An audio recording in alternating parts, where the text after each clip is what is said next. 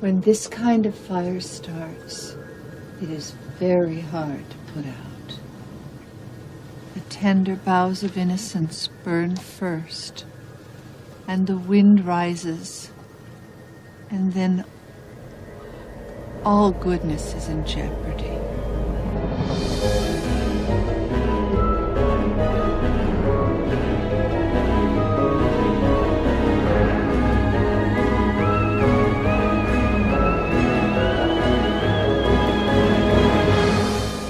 Hey there, boys and girls. Welcome to another episode of Hollow Weekly. Nick Rollins here with George Haley. Roll Call. That was a short roll We're call. all here.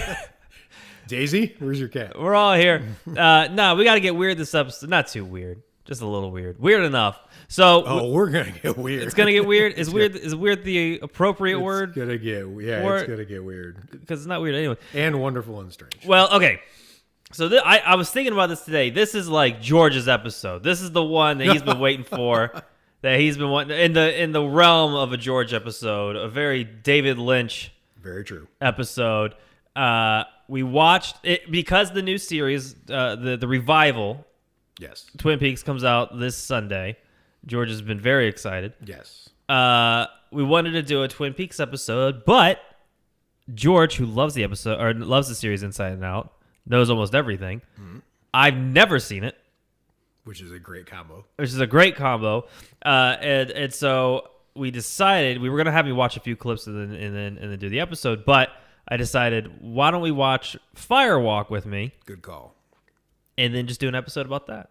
And then I'll just jump right the fucking Sunday with Twin Peaks. Good. And see how that. Yeah, you can't avoid it now, so you're pretty caught up. They've got all the short form videos, like what you need to know about Twin Peaks. Yeah, there's a guy on YouTube who did a 22-minute video of like the scariest moments, mm-hmm. and that kind of told me everything I needed to know about like Bob, the main like creepy guy, and then all the other people in the lounge. And Firewalk with me did a pretty good job. The Lodge, I can't let that go. The Lodge, yeah, that's the right name for it, right? Okay. Yeah, for sure. Okay, so let's just jump right in. Well, one of the things that I'm excited about this is, so I know we're probably going to end up talking about this movie's critical reception, how I got trashed, and like all that stuff. But I'm just going to say at the jump. First of all, there's just a flood of amazing appreciations for this movie that are happening online, which is probably the first time this movie's ever gotten that kind of attention that it deserved, right? So. The story of it is being told everywhere, so I don't want to really go down the rabbit hole of like all the outside the movie stuff. We can talk about it, but it's being so well covered in other places. You'll see it on your Facebook. We're a horror podcast. So one thing that was interesting to me, I looked up a guy on YouTube. And I can't credit him. I should have written it down. But he's a pretty esteemed critic, right? And we'll put it in the show notes. Yeah, we'll put it in the show notes. If I can re-find it. Hashtag browser history. So, but this guy... That could be a Twin Peaks episode. Totally could be. This guy, one thing he said that really caught my attention was he was like, this movie has been underappreciated. It's been underestimated. And he goes, when you watch this movie for what it is, which is the best horror movie of 1992, right? That's a crazy claim for that year. Because Bram Stoker's Dracula's that year, and like I know, but that's the thing is like he unlike a lot of critics who are, they get really into the Lynch side of things and the mythology and the lore, like whatever. He was straight up like, this is a horror movie, right? Yeah, and it's super scary and I'm rewatching it after probably 15 years, right? So. This is the third time I've seen it, but it's been a long time since I've seen it. So I really wanted to talk about the horror elements of it, the scary elements of it. And we've been watching a bunch of horror movies for this podcast. And I can count on one hand the movies that have given me nightmares the night that I watch them, the day before we record. And this movie did it. We watched it yesterday. I had a scary ass dream last night. Yeah. So like this is a legit scary movie. So, but you've never seen it, so I want you to kick off. Well, no, it's funny because after we watched it, I had to take the trash out, and so I took the trash out, and I was like, "Oh, the garage door is open." Which actually, if I just explain everything like sentence by sentence, it probably sounds like a weird, like, I winked 3 times. That meant that the garage door was open. But anyway, no, so the garage door was open. I went to go close it, and I guess my neighbors heard me take out the trash, and they were like, oh shit, we gotta take ours out too. So I'm closing the door, and then all of a sudden I just hear these like pop, pop, like footsteps, like way off in the distance, and it just scared the shit out of me after that movie because it was just so fucking weird. It was the weirdest. I think I said this when we finished. It's the weirdest movie I've enjoyed because it was fucking weird. And like, so my history with David Lynch, I always knew him, and I think one of the first things I watched on Netflix, I think this might have been him. I could be wrong. David Lynch's ABCs. Yeah, the alphabet thing. The alphabet thing. And I tried to watch it. That was the very first thing I tried to watch of his, and I turned it off because it scared me. I was like, nope, this is fucking weird. Right. The only thing I've ever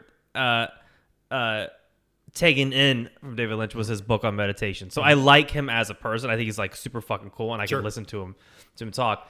That said, going into the films, like I was just like I really fucking enjoyed it, and like I didn't know why. And I definitely think it's horror because there was a scene when the girl's looking at the painting, that whole thing like kind of terrified me because like I was like sucked into it. Like I really enjoyed it. But the movie felt more. I'm sure everyone else. So let me know if all the David Lynch fans say this because I'm sure this is what they say. It's probably gonna be really repetitive. It felt like an experience more than a movie. Yes. Is that what they normally say? Totally. I would assume that's what they said because that's exactly how I felt. Yeah, I mean, when it's right, when it's wrong, like when his movies go off the rails, Yeah. then that kind of works against him. But yeah, for sure. I mean, that's the thing is like it's. We talked on previous podcasts about how one of the things I judge movies by is how memorable they are, right? So this is, I mean, there's just things in here that just stick with you like you lived it. Yeah, and honestly, like the way the Laura Palmer. Laura was like terrified in the bedroom. Like I felt that because like everything, it was just shot. It was shot awesomely. It was shot amazingly, and it was edited perfect. And the sounds were weird, and all the weird shit. Like in the beginning when they meet with David Lynch. And the girl, that random girl in a suit just comes out and does all the weird shit, like her fist is closed and all this other shit. I thought that was so strange. I was like, what fucking movie am I watching where, like, that's a thing? Like, that's a real thing. But I loved it because, like, like after they explained what all of it meant, I went, oh, okay, well, yeah. The fist is closed. They're going to be met with. And the unspoken thing behind that is there's a thing in the movie called Blue Rose Cases. There's Gordon Cole, the David Lynch FBI director. He has a set of cases called Blue Rose Cases, which I'm assuming means they have supernatural elements in them. And the girl, that serves a purpose. Like it's training his agents to be able to detect symbolism because they're going to need it in investigating those kind of cases. So that's the thing. So many people charge David Lynch with weird for the sake of being weird. But when you scratch the surface, there's usually some kind of purpose behind it, which I think is super cool because I know he would say a lot of it is random. He has said a lot of it is just what comes to him. You know what I mean? But I think he's playing false a little bit there. I think there's more architecture to it than he admits to. But that's just well, in his book, he talks about how he meditates twice a day, and a lot of this shit, like he talked about. On the set of Twin Peaks, something happened, and it happened by random, but then it ended up working out. So I think maybe he thinks it's random, but his brain is probably like connecting the dots for him. For sure. That's how I would see it working out with the meditative stuff from his book. But that's one of the things that really hit me rewatching this was, and this isn't brain surgery. I mean, you're making movies, right? So a movie's made up of what? It's made up of story, visuals, and audio, and acting, right? So there's like basically four major pieces. There's millions of nuances and all kinds of interesting stuff. I'm a movie fan, so like I know there's more, but those are the basic building blocks of a movie, right? So the movie had amazing visuals. Yeah. It had amazing acting. Yeah. It had amazing audio. So what the charge against it would be story, but even if you were against the story, it's got 3 out of 4 great building blocks of a movie, right? So it's automatically better than whatever reception it got. And I even loved the FBI guy and Kiefer Sutherland in the beginning. Yeah, you were bummed that they dropped out. I was really bummed because I wish they would have done more of like that weird town mystery thing because he was fucking, all the people who are like FBI in the film just have this cool fucking like suave to them. They do.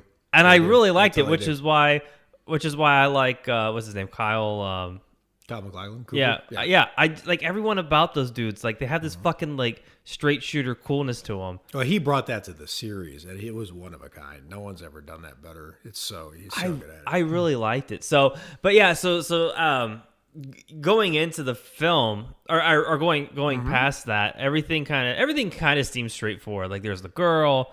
It seems straightforward. You know, holy shit. Yeah. For most of it, Okay. and a lot of it, the thing is this is what I noticed towards the end.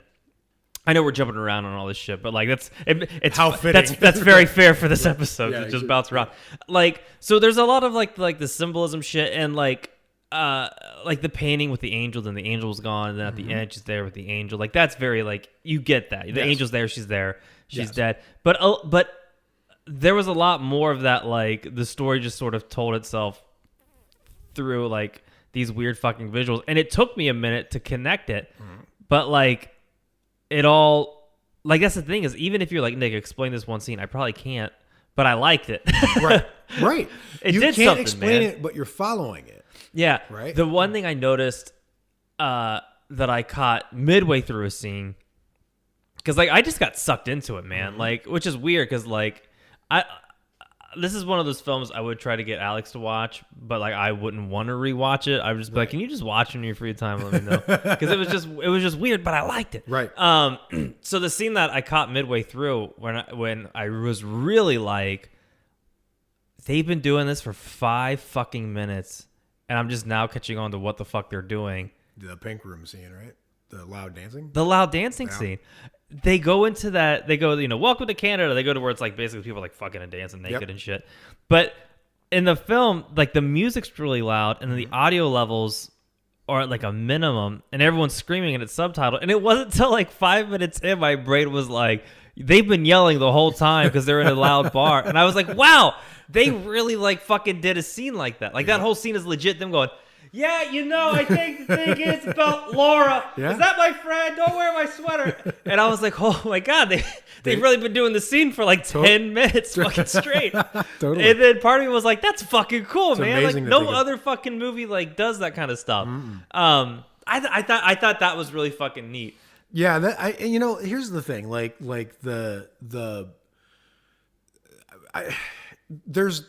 There's 2 performances in this movie so Sheryl Lee performing as Laura Palmer is amazing. It's one of the best performances I've ever seen an actress do in a horror movie.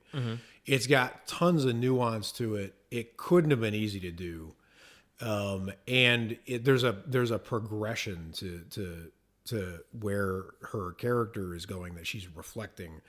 But then Ray Wise as her father is also one of the most creepiest, intense, charismatic performances like in a horror movie. So like this movie is centered around these 2 like whatever. And you're talking about things when you're watching the movie you can't believe it got away with. On the rewatch, and I couldn't believe I didn't catch this the first time I watched it, I was literally sitting there going, oh my God, it's reverse It's a Wonderful Life. Right? Like we start in the shithole town. Yeah. Right? And that was like, so I don't want to get all theoretical. There's nothing drearier than someone with a David Lynch fan theory. I don't want to go over, but like not theory, just facts about how the movie progresses. Right? Like I think one of the questions that Lynch is grappling with is, what will Twin Peaks be when Laura Palmer's gone? Yeah. Right? Because it's clearly his favorite character in Twin Peaks is Laura Palmer.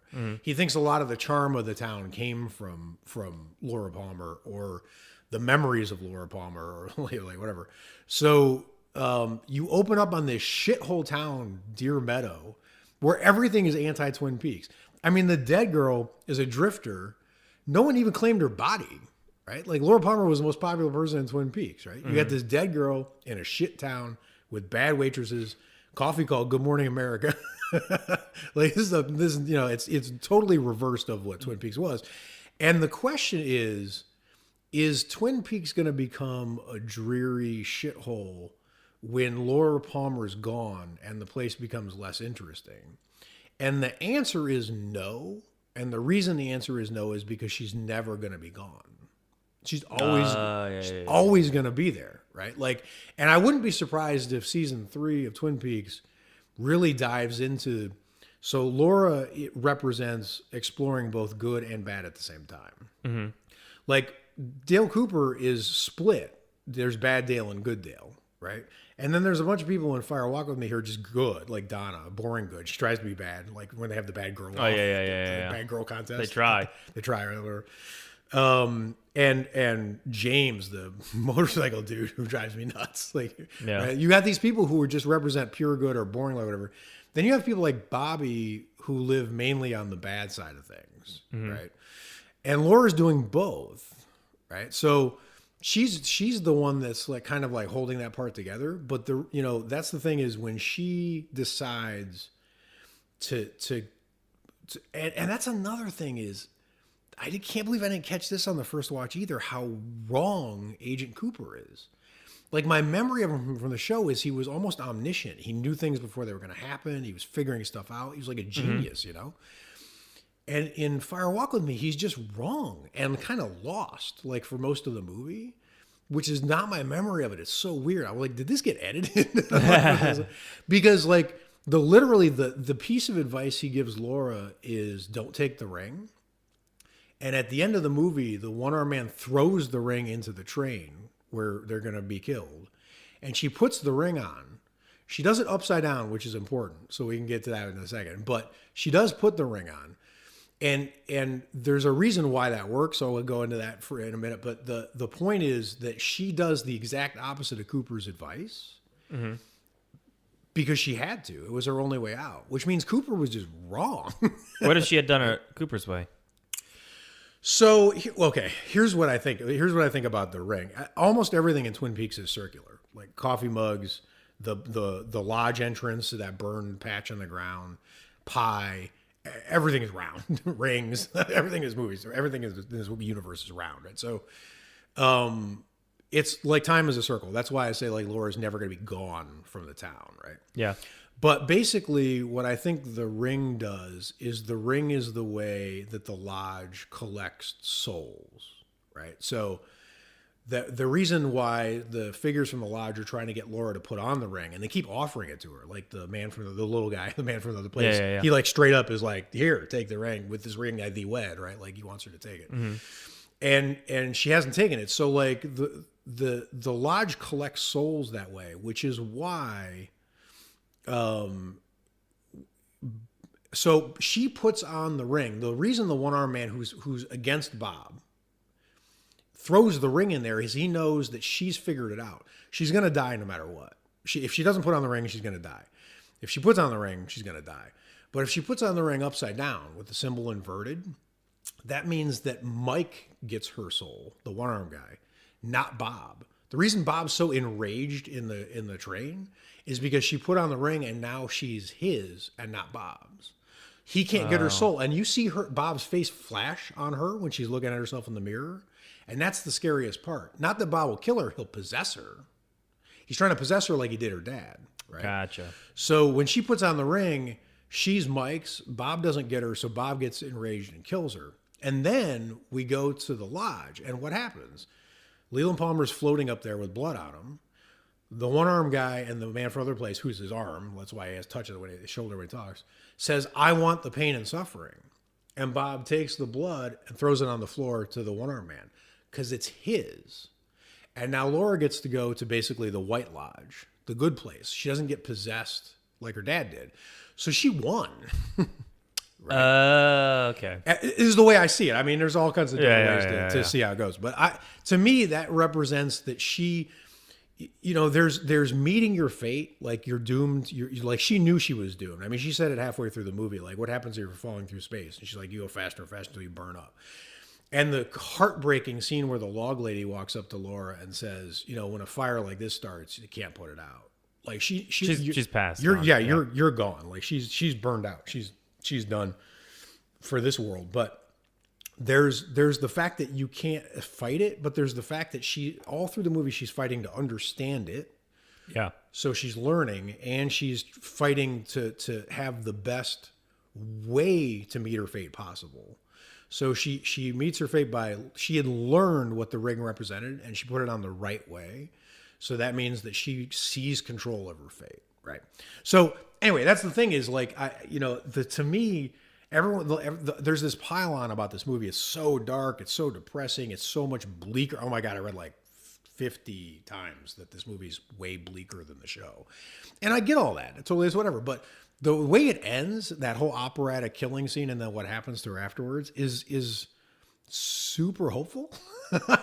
I really enjoyed it. Right? But, So I, that's the thing. But then back to the horror elements of it. In that last scene, was that unnerving to you? Like you didn't know what you were walking into at the killing scene. You knew Laura Palmer was going to die. Yeah. I knew she was going to die. I thought it was pretty unnerving.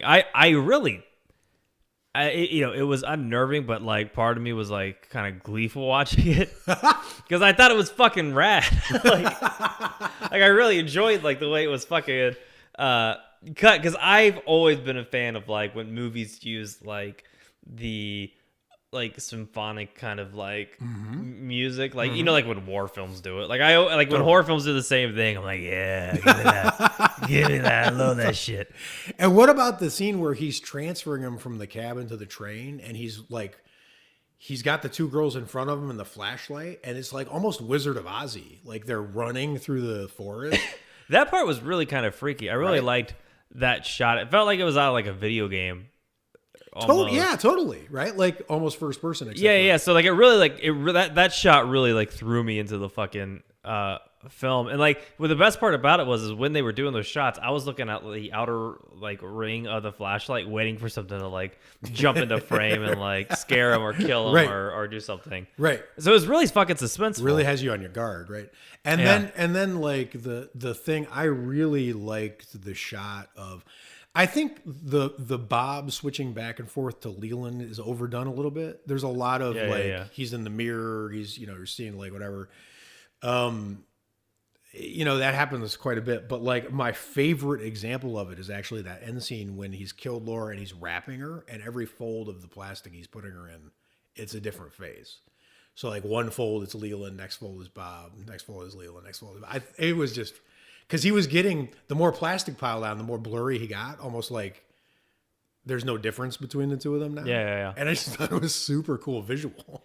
Yeah, a lot of the visuals in the film were fucking cool. And the use of color, I really liked. Even like when they went into the bar, and the one singer, like I think she was like, she had like a red light, like, draped over her, and then the band was all blue, and even just like that kind of like contrast and shit, like it's just really fucking pretty to look at. Totally. Like it's you it could be a film where it's ugly to look at and you don't understand it, but at least in this one, if you're like a newcomer like me, there's some shit that like you kind of don't understand, but hey, like I got some pretty fucked shit to look at. Well, I think that's one of the things that really upset the fans of Twin Peaks is they have that exact feeling you have.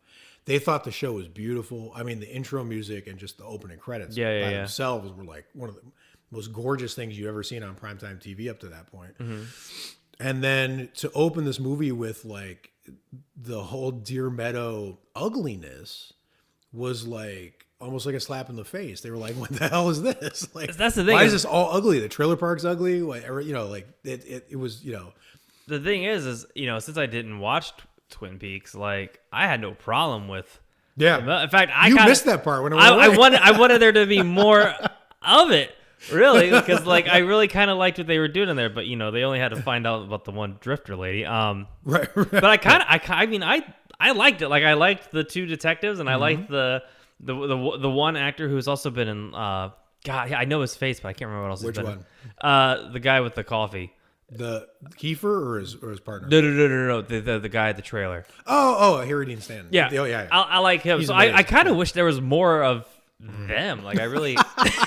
You had the reverse. Yeah, I had the reverse of it. Like I liked when they went to the town of Twin Peaks and shit, but I kind of liked the dirty, fucked up shit. Nick's looking for a spinoff. Well, what's funny is I've seen clips of Twin Peaks, but the clip that I like the most apparently is from season 2, where Cooper and the other guy, the other detective sheriff, Truman. Yeah. they're having coffee, and then another waitress comes up, and it plays this like catchy doo-wop music, and like it's like a little romance scene where like he falls in love and tells her a joke and shit like that. And for some reason, I think that's probably I like dissected that fucking scene. That's awesome. And I love like his reaction, like when she thinks, you know, you probably think I'm crazy. He says no. I was like, oh my god, it's fucking perfect.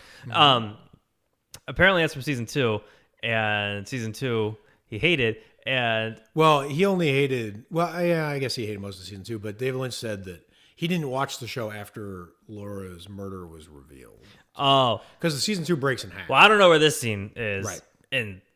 But you know, but real quick, just to finish that thought, it was a blonde actress who I've liked before, was in other stuff. But in Firewalk with Me, there was a blonde waitress who was bloodied and had a bloody nose. Who had a bloody nose, who was off in the corner, and I think that was the fuck you to that. So that was like the one connection I was able to make from the limited amount of Twin Peaks that I've seen. There were some aggressive but that's one of the most amazing things about Twin Peaks is the series is how it ended. Like I heard people in the Showtime kind of recap talking about how Twin Peaks died early, like James Dean or a rock star or whatever. Yeah. That part of the magic of it was that it didn't go on for 8 seasons and play itself out, like whatever.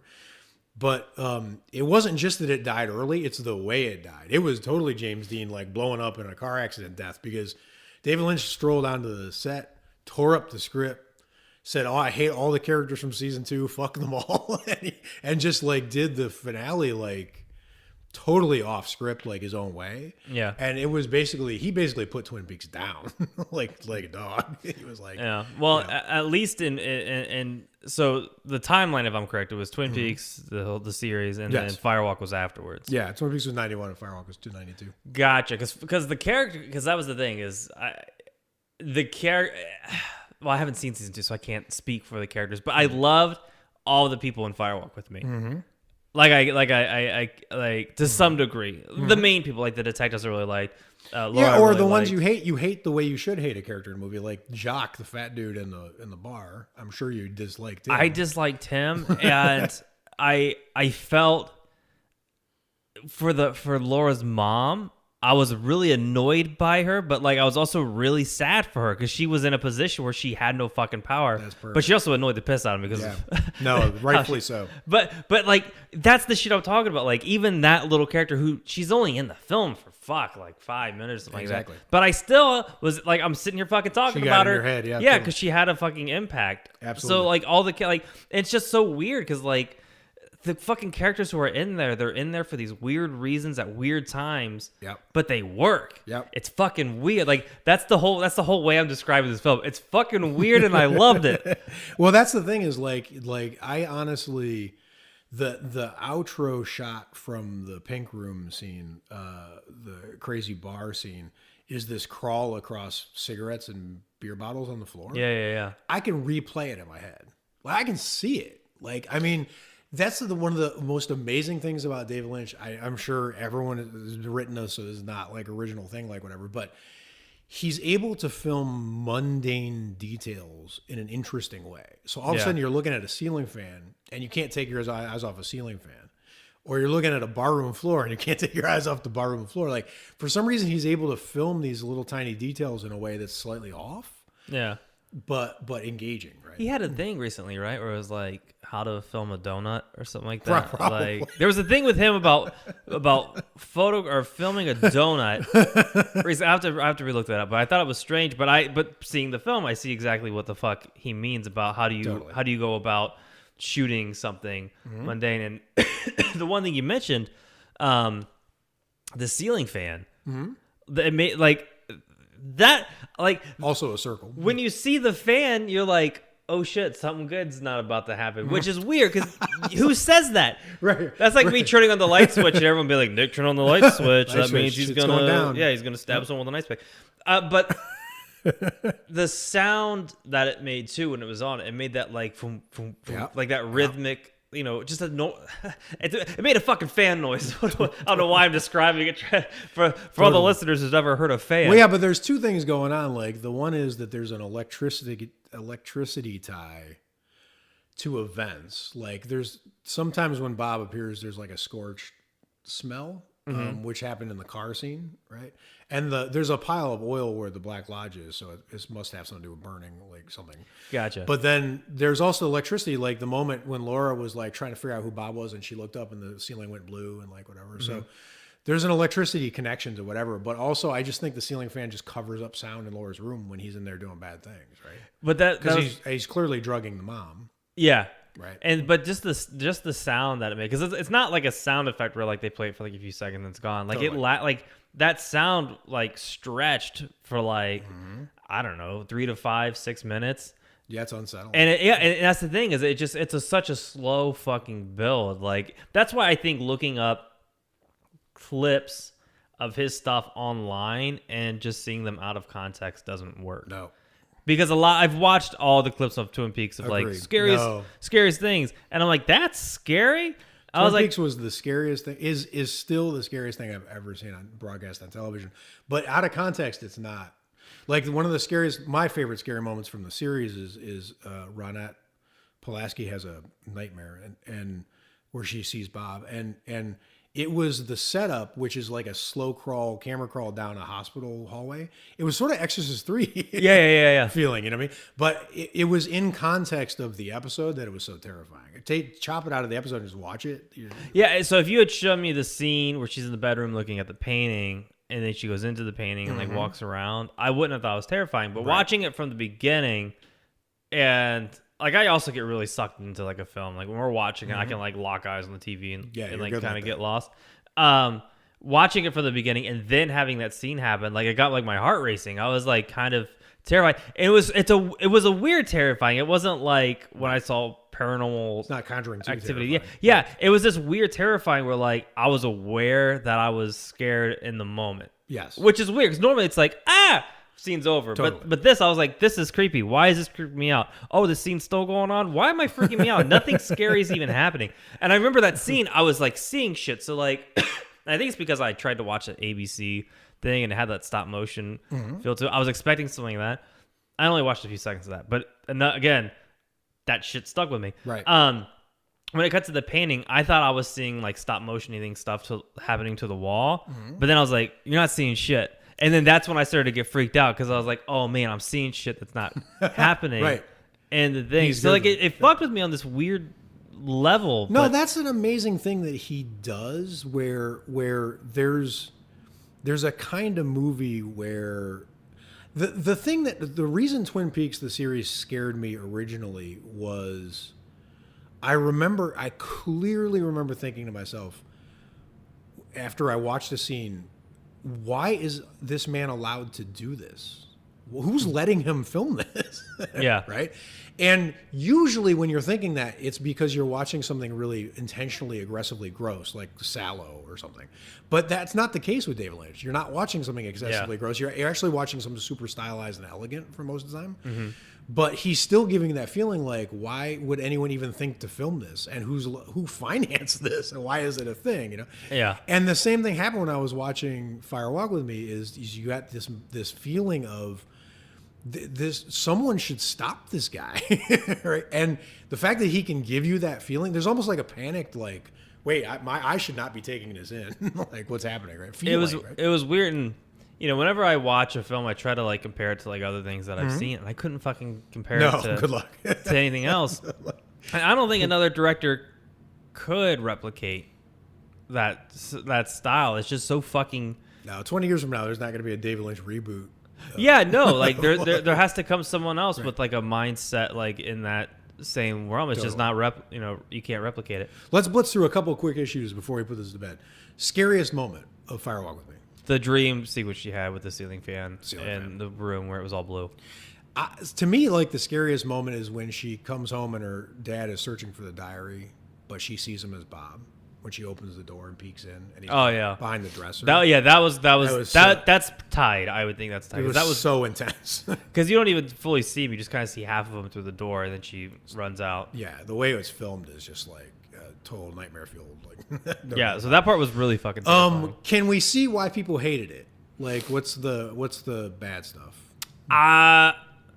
Okay, so I went into it fresh with no Twin Peaks knowledge. Yes. I liked it. Mm-hmm. I think maybe the audience back then probably had a different expectation. Screw the audience. Weakest moment. Oh, for I you. thought we were wondering why they didn't like. Yeah, sorry. Weakest point for me was when I came to the realization that they've been yelling in the bar for 5 minutes, and because when I became conscious of it, I was like, oh please, can we just get out? Like, I'm tired. I want to go home. So it's exhausting. Yeah, it was. It's exhausting. a rough watch. Yeah. Yeah. So like that was the rough part for me. What about you? What'd you? There's probably a story behind it. I don't know why. I actually like the David Bowie sequence.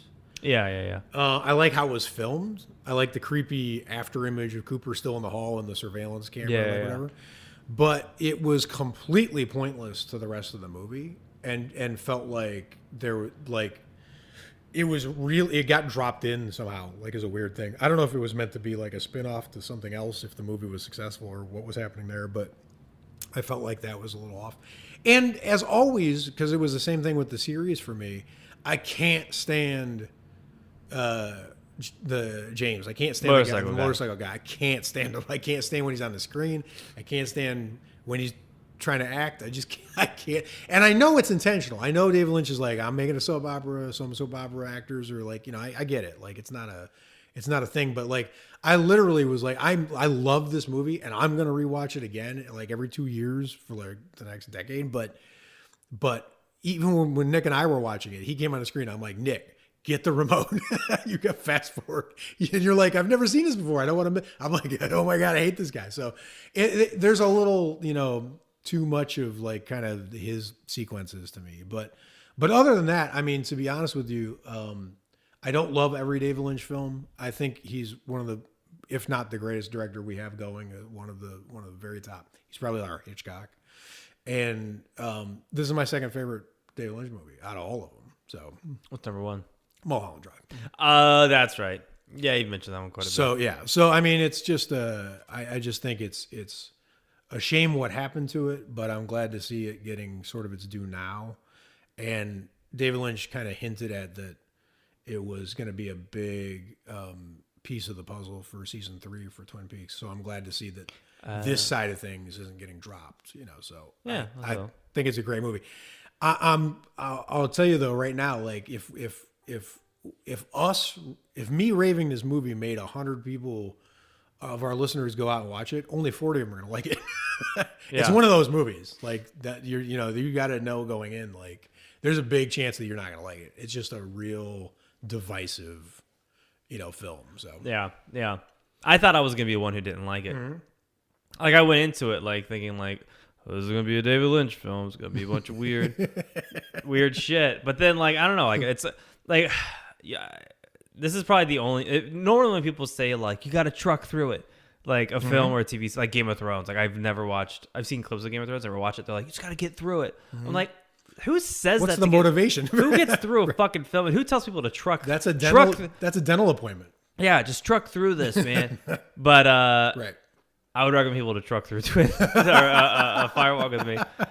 Go get your teeth pulled by Firewalk with me. Yeah, and the shame of it is, I know we've had so many great discussions on these episodes about how much you like the combination of humor and horror. Yeah, and the series is so much funnier than this movie.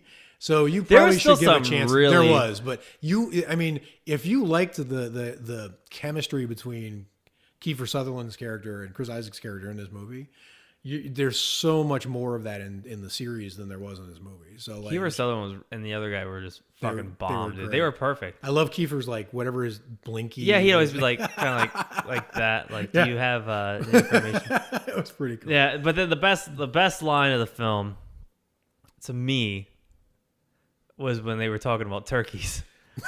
It was so random. He's like, turkeys are the dumbest bird on the planet.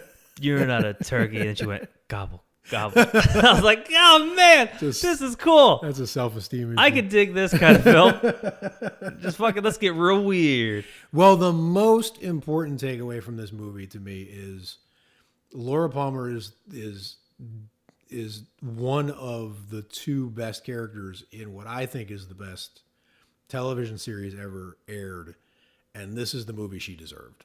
So Yeah, no, she was fucking bomb.com. just for that. I really liked it. Yeah. So I would recommend see the film. All right, so all of you go watch it, and then the 60 of you hate it, message us and tell me. Tell us what he did. Tell us what he didn't How like. wrong and- I am, and the rest of you go enjoy. And Yeah, well, they could tell us, like, you're wrong because, this thing. We're like, yeah, you're probably right.